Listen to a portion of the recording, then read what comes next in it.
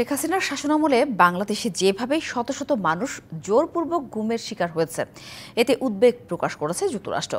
এদিকে সম্প্রতি জাতির উদ্দেশ্যে দেয়া ভাষণে ত্রয়োদশ জাতীয় সংসদ নির্বাচন 2025 সালের শেষ দিকে অথবা 2026 সালে হওয়ার কথা জানান অন্তর্বর্তী সরকারের প্রধান উপদেষ্টা ডক্টর মোহাম্মদ ইউনূস।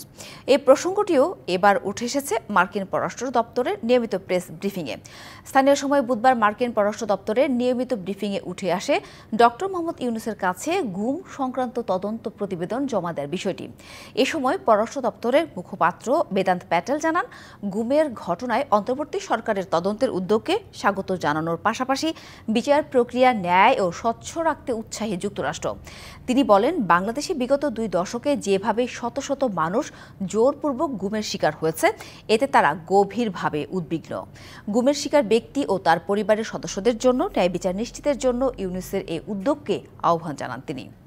এদিকে বাংলাদেশের অন্তর্বর্তী সরকার নির্বাচন আয়োজনের জন্য যে প্রস্তুতির ঘোষণা দিয়েছেন তাতে বাংলাদেশের জনগণ তাদের নেতৃত্বকে বেছে নেওয়ার সুযোগ পাবে বলে মন্তব্য করেন তিনি।